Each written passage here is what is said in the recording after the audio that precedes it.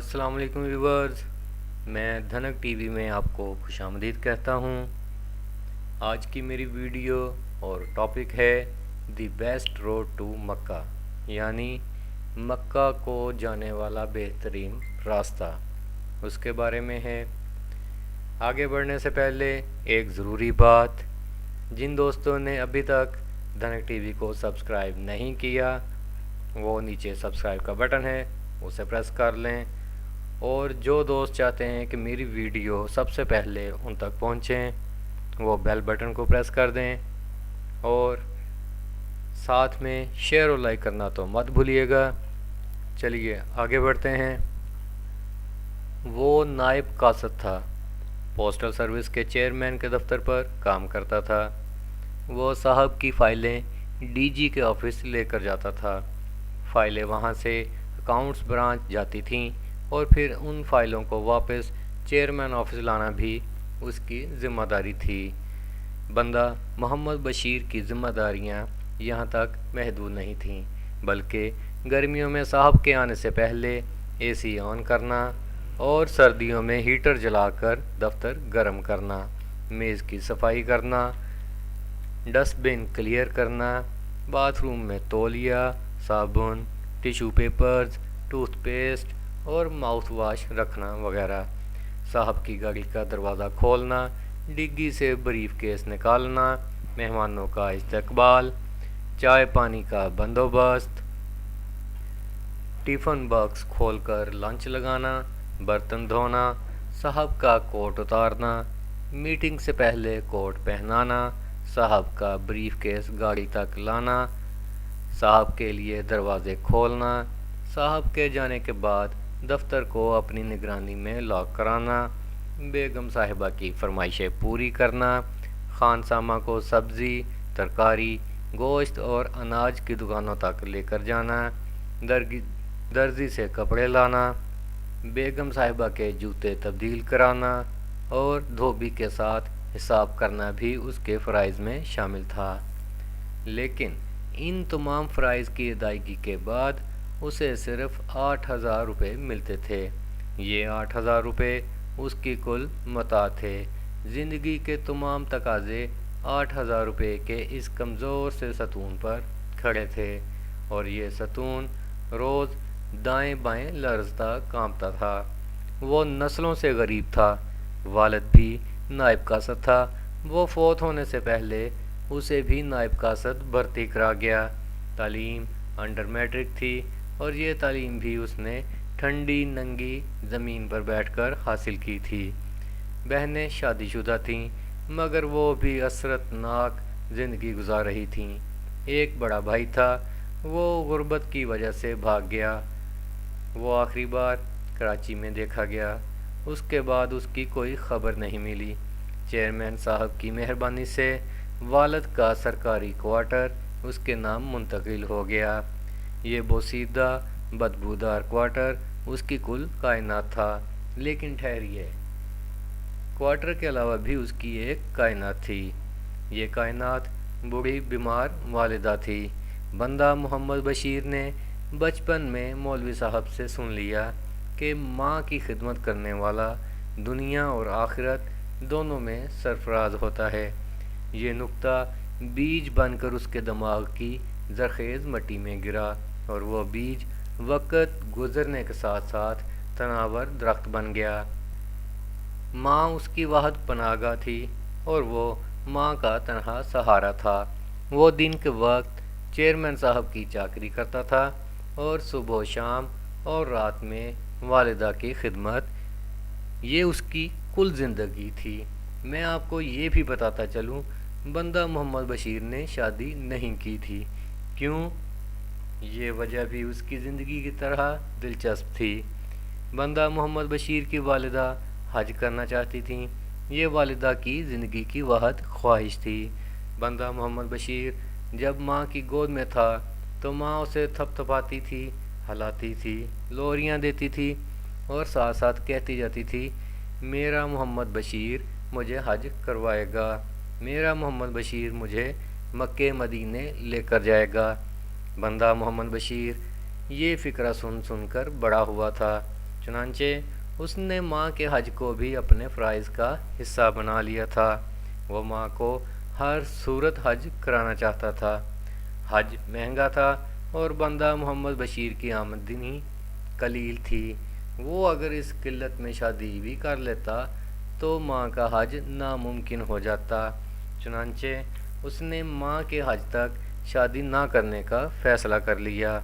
वह हर माह अपनी कलील आमदनी से 1,500-2,000 रुपये बचाता और माँ के हज फ़ंड में जमा कर देता। ये फ़ंड चींटी की तरह रेंगता रेंगता आगे बढ़ रहा था।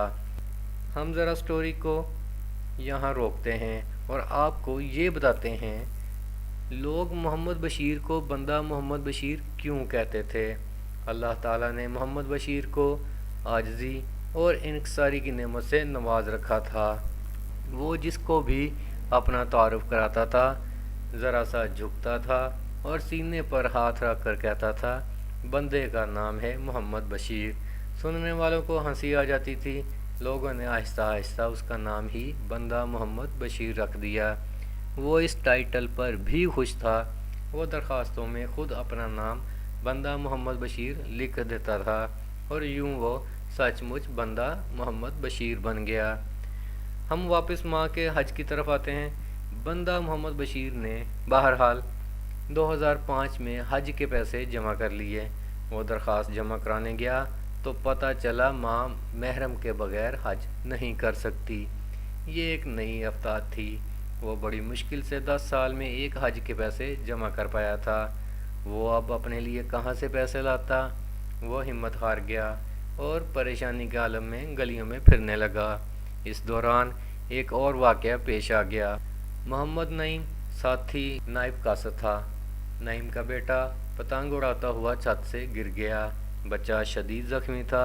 नईम को ऑपरेशन के लिए 2 लाख रुपए चाहिए थे।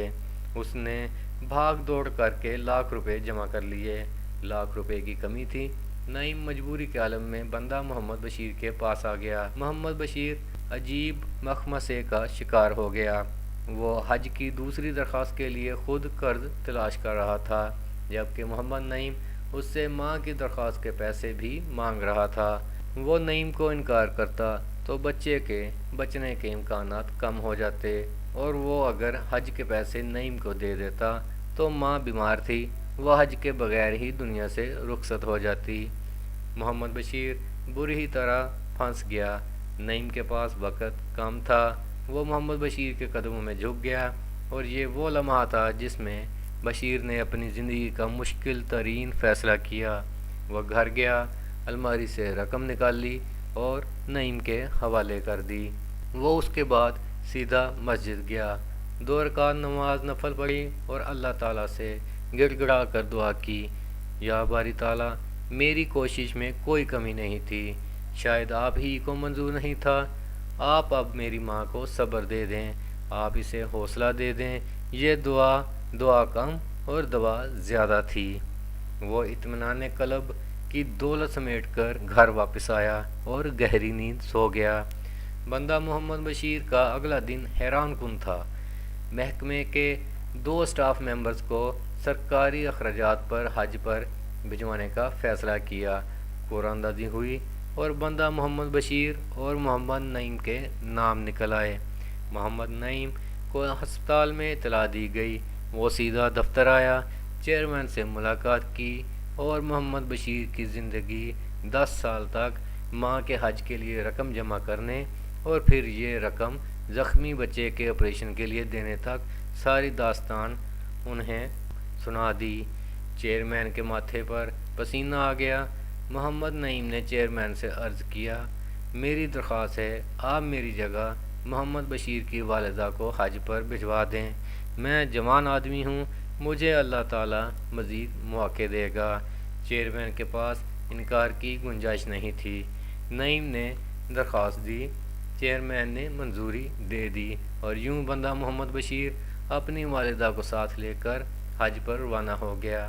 मोहम्मद बशीर हज के दौरान अपनी माँ की जी जान से खिदमत करता रहा। ये खिदमत देखकर एक साथी ख़ानदान मुतासिर हुआ और हज के दौरान ही उसे बेटी का रिश्ता दे दिया। اور وہ اس کی والدہ واپس آئے۔ چند ماہ بعد شادی ہوئی۔ سسر نے بیٹی کو جہیز میں 10 مرلے کا چھوٹا سا مکان دے دیا۔ یہ لوگ نئے گھر میں شفٹ ہوئے۔ لڑکی پڑھی لکھی اور سمجھدار تھی۔ اس نے گھر میں 10 سلائی مشینیں رکھیں، محلے کی لڑکیاں اکٹھی کیں اور اپنا بوتیک بنا لیا۔ بوتیک کامیاب ہو گیا۔ آج 10 یا غالباً 13-14 برس بعد بندہ محمد بشیر ملک محمد بشیر بن چکا ہے۔ یہ ہر سال 10 ضرورت مندوں کو حج کرواتا ہے اور اللہ تعالیٰ کا لاکھ لاکھ شکر ادا کرتا ہے۔ یہ اپنی کامیابی کو کامیابی نہیں، حج اکبر کہتا ہے۔ ایک ایسا حج جس کا دروازہ محمد نعیم کے زخمی بیٹے کے زخمی سر میں تھا اور محمد بشیر اس پھٹے ہوئے کھلے سر سے ہوتا ہوا خانہ کعبہ پہنچا تھا۔ یہ ہے دی بیسٹ روڈ ٹو مکہ، یعنی مکہ جانے کا بہترین راستہ۔ دوستو، امید ہے آپ کو میری یہ ویڈیو پسند آئی ہوگی۔ میں ایک بار پھر ریمائنڈ کرواتا چلوں، نیچے سبسکرائب کا بٹن ہے، اسے پریس کر دیں اور ساتھ میں بیل بٹن ہے، اسے بھی پریس کر دیں۔ ساتھ میں شیئر اور لائک کرنا تو مت بھولیے گا۔ شکریہ۔ اللہ حافظ۔